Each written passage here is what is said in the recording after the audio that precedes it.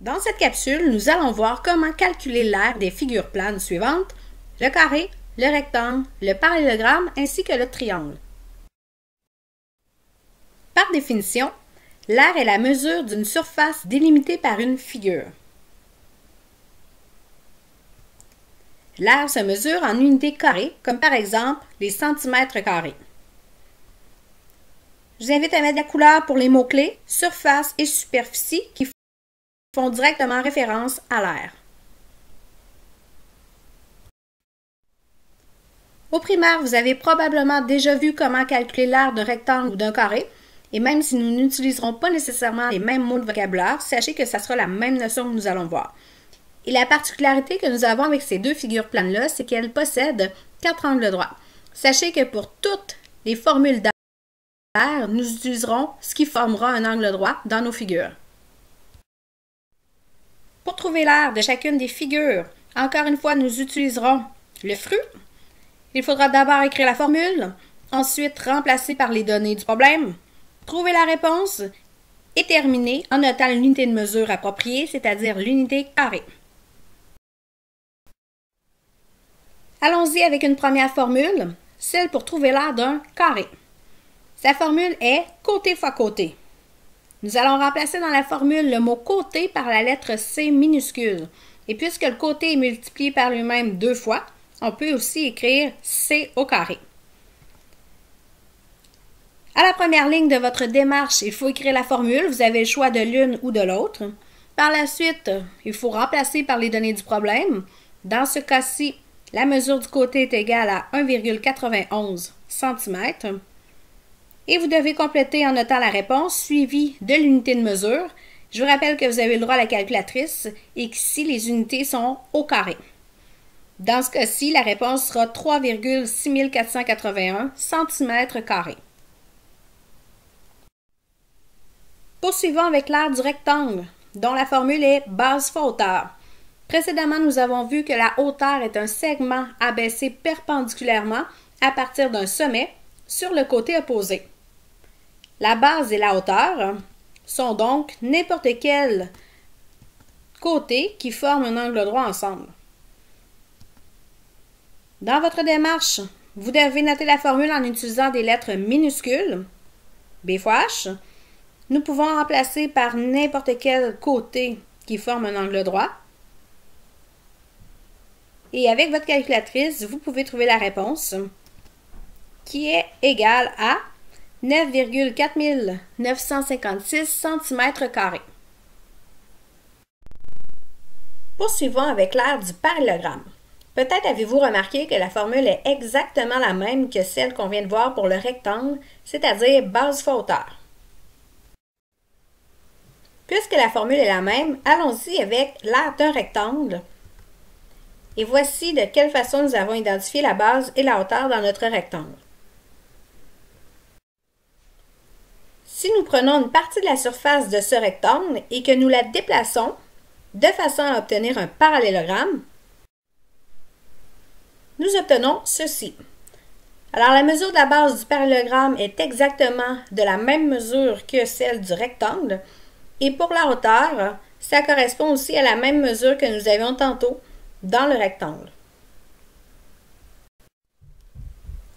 Cela explique pourquoi c'est exactement la même formule, parce que l'aire occupée par le parallélogramme est égale à celle du rectangle. Vous pouvez maintenant compléter la bulle, comme de quoi l'aire occupée par le parallélogramme est égale à celui du rectangle. Voyons un exemple qui ne se trouve pas dans votre cahier de notes de cours. On a un parallélogramme, alors notre formule B fois H, on s'appelle que H remplace le mot hauteur et que dans le mot hauteur, on a la lettre T. On recherche donc un angle droit. L'angle droit se situe ici, puis je vais vous demander de prendre un surligneur pour prendre l'habitude de surligner les éléments qui forment l'angle droit. Dans ce cas-ci, on a la hauteur et ce côté. On voit que la hauteur se situe sur le prolongement du côté puisqu'on a un angle obtus.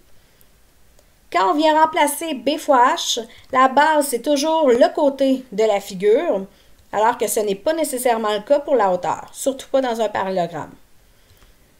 On obtient 12 fois 3, qui donne 36 décimètres carrés. Maintenant, c'est à votre tour de trouver l'aire de ce parallélogramme. Prenez un peu de temps, mettez la vidéo sur pause, puis revenez pour la démarche et la réponse. Allons-y. Alors, toujours avec le FRU, nous allons d'abord identifier notre angle droit qui se situe par cette hauteur et ce côté. Ici, on remarque que nous avons une mesure qui est en décimètres alors que les deux autres sont en centimètres. On aura donc une conversion à faire. Pour passer de décimètre à centimètre, nous allons déplacer la virgule d'une position vers la droite, donc multiplier par 10 et ainsi obtenir 4 cm. Ensuite, dans notre formule, on va utiliser la lettre A majuscule pour remplacer le mot R. Ensuite, B fois H, toujours en minuscule. La base, c'est notre côté. Ce côté vaut 4. La hauteur vaut 1,97, ce qui donne 7,88 cm². Terminons avec une dernière figure, le triangle. Sa formule pour trouver l'aire, c'est base fois hauteur divisé par 2. Encore une fois, on retrouve base fois hauteur. Alors, allons-y avec l'aire d'un rectangle. Dans la formule, on doit diviser par 2.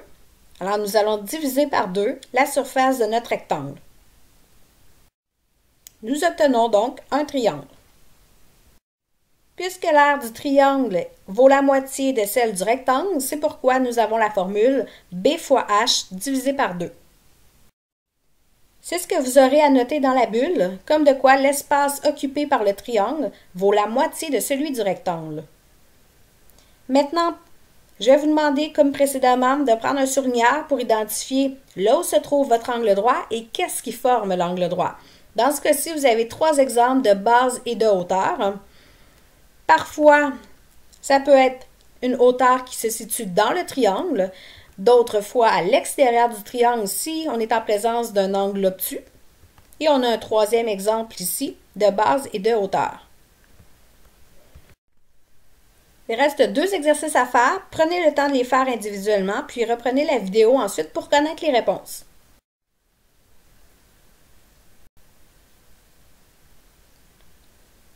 D'abord, je vais vous demander avec votre surligneur de toujours identifier où est l'angle droit et qu'est-ce qui forme l'angle droit.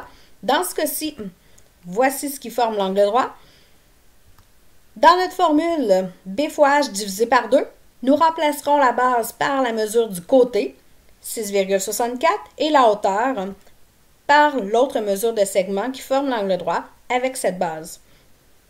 Nous avons comme réponse 10,458 cm². Procédons à la correction du dernier exercice. Alors, ce qui forme la hauteur dans ce cas-ci, c'est le segment CD. Avec cette base, le segment AB. On y va avec notre formule B fois H divisé par 2. Et s'il y en a parmi vous qui auraient tendance à vouloir l'écrire de cette façon-là, je vous demanderai d'effacer, puis de l'écrire à la verticale.